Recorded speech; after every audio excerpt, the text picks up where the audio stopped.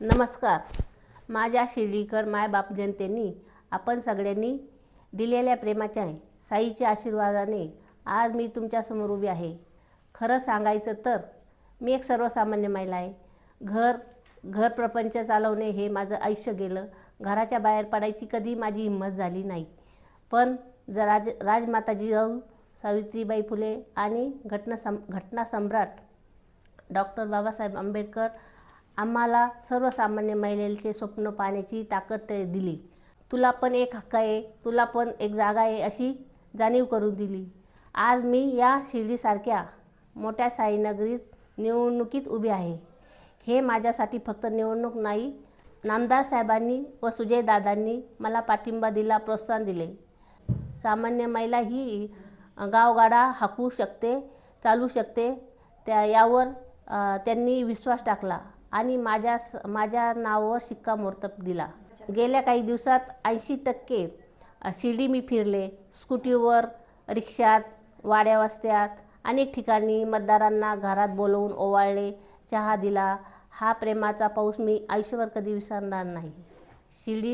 शिर्डीची जनता प्रेमळ आहे, भावूक आहे आणि सर्वात महत्त्वाचे म्हणजे नामदार साहेब सुजय दादा यांच्यावर अपार विश्वास आहे. नामदार साहेबांनी खूप कामे करून ठेवली आहे. केंद्रातून राज्यातून निधी आणला आहे. शिर्डीचा चेहरा मोहरा बदलून टाकला आहे. गुन्हेगारी मुक्त केली. सुरक्षित शिर्डी करण्यासाठी दादांनी दररोज 20 सभा घेतल्या आणि लोकांना वाटलं एक सर्वसामान्य स्त्री साहेबांच्या बरोबर चालली आहे. आणि आज लोकांना वाटलं सर्वसामान्यसुद्धा साहेब सर्वांना, सामान्य लोकांनाही प्रेम देतात आणि ते असं कोणाला भेदभाव करत नाही.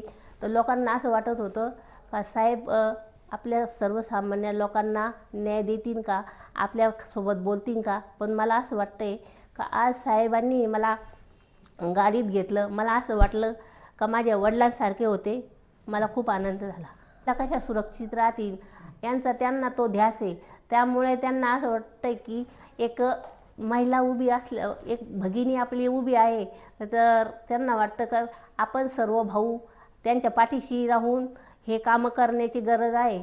मी एक सर्वसामान्य घरातली येते, पण माझ्या सुजयदादा भावानी हे कामासाठी मला संधी दिली.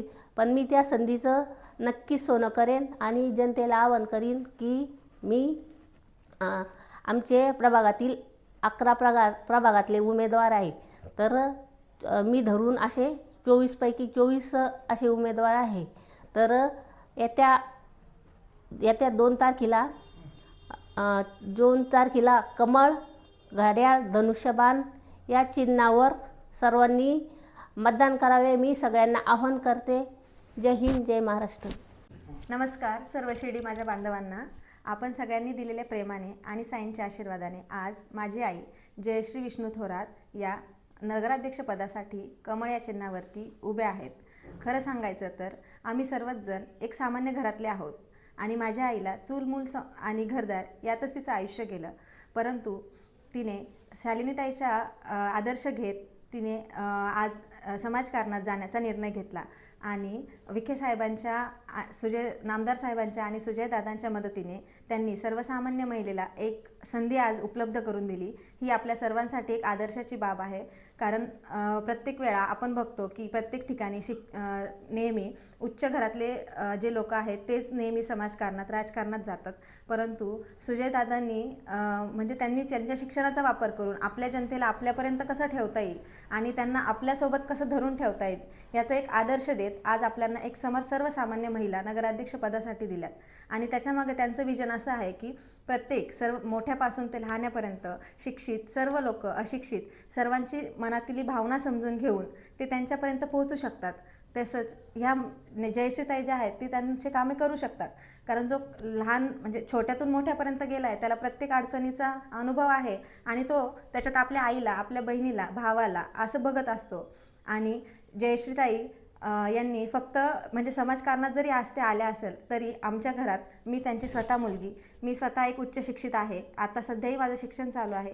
माझे वडीलही चांगल्या कामाला आहेत आणि माझा भाऊही नामांकित कंपनीमध्ये IT मध्ये जॉब करतो. म्हणजे तिने फक्त बाहेरच नाही तर घरातही शिक्षण जरी कमी असलं तरी अनुभव आणि जो याच्या मागचाही पार्श्वभूमी नसतानाही जे राजकारणात समाजकारणात आजपर्यंत जे कामे केलीत लोकांची, जे समजून घेतलं आहे, तर घरातही तिने मुलांना आम्हाला चांगले संस्कार देऊन आम्ही उच्च शिक्षणापर्यंत गेलो. आणि आम्हाला समाज नेहमी सर्वांसाठी आदराने वागण्याचा जो आदर्श दिला तो एका आईकडून येत असो. प्रत्येकजण म्हणतात की घरात मुलांचं चांगलं होतंय की वाईट, मुलगा वाईट झाला तरी आईलाच दोष दिला जातो, मुलं चांगले घडले तरी आईलाच सांगितलं जातं. आज आम्ही चांगले घडलोय हा आमचा आदर्श आहे. कोणी दिला? तो आम्हाला आमच्या आईने दिला. आणि हाच आदर्श आपल्याला शिर्डीत समोर घेऊन जाण्यासाठी जे साहेबांनी बघितलं होतं की त्यांनी त्यांच्या घरात कसा सांभाळ केला आहे मुलांचा आणि किती त्यांनी उच्च शिक्षण केलं आहे सर्वांचं, तर ताई हे सगळं शिर्डीसाठीही नक्कीच करतील अशी मी आशा बाळगते. साहेबांनी, दादांनी जो विश्वास ठेवला आज जयश्रीताईवरती आणि आमच्या थोरात घरावरती, त्याच्यासाठी मी त्यांचे मनपूर्वक आभार मानते. आणि सर्वात महत्त्वाची एक गोष्ट सांगायची तर आज शेवटची प्रचार फेरी झाली आपली.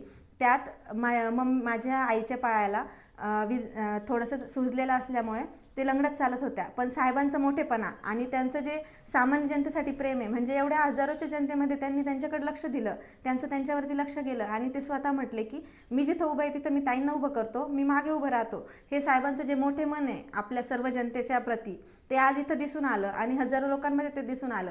त्यानंतरही वेळोवेळी साहेब सगळ्यांकडे लक्ष देत असतानाही त्यांनी दोनदा माझ्या आईला स्वतः विचारलं, तुम्हाला काही त्रास असेल तर तुम्ही खाली बसू शकतात. परंतु माझी आईसुद्धा तिथं उभी राहिली का, तर तिलाही ह्या जनतेसाठी काहीतरी करायचं आहे. आपल्याला जरी त्रास होत असला तरी आपण यांच्यासाठी नेहमी चांगलंच काहीतरी केलं पाहिजे, हा आदर्श त्यांनी शालिनीताईंकडून घेतला.